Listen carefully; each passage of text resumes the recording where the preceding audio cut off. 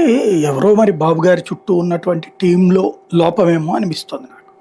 ఎందుకంటే దారిని పోయేదాన్ని దారిని పోయే తాచుపాముని తోక తొక్కి పైకి మీదకి తీసుకొచ్చుకున్నట్టు అయింది. అంత మించి ఏం లేదు. ఇప్పుడు జగన్ ఓ టూర్‌కి హ్మ్. పోతాడు. మీరు ఆల్రెడీ మన పత్రికలు ఉన్నాయి. దాంట్లో అతని గురించి బెట్టింగ్ అని రాశారు. తర్వాత వైసీపీ వాళ్ళు అవును. లెక్క చెప్తుందేంటి? అతని దగ్గర దగ్గర 40, 50 కోట్లు ఆస్తుందట చచ్చిపోయిన అతనికి. అతను అబ్బా! బెట్టింగ్ చేయాల్సినంత మల్లేశ్వరరావు. సీనే లేదు.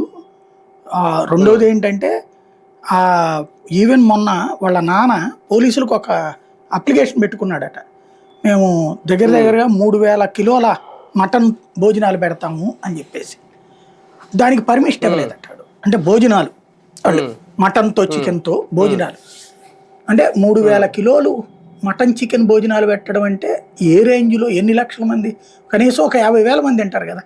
3000 కిలోలంటే. అవును. ఈజీగా. హ్మ్. అంతమంది అవును. జనాలకి భోజనం పెట్టడానికి తగినంత సంపద ఉన్నోళ్ళు, డబ్బులు లేక హ్మ్. ఆత్మహత్య చేసుకునేది ఏదో అంటే ఇది ఎట్లా ఉంటదంటే, మనం నరేంద్ర మోడీని ఆ మధ్యన టీ అమ్ముకోవడానికి కూడా పనికిరానోడు అని ఎట్లయితే ప్రచారం చేశారో, హ్మ్. అట్లాగంటే హ్మ్. మనకి నచ్చని మనిషిని చాలా దారుణాతి దారుణంగా అవమానిస్తారనమాట.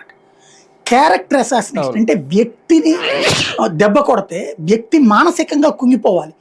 ఆ వ్యక్తి చుట్టూ హ్మ్. ఉండేవాళ్ళు కూడా అతన్ని అనుమానపు దృక్కులతో చూడాలి. ఇప్పుడు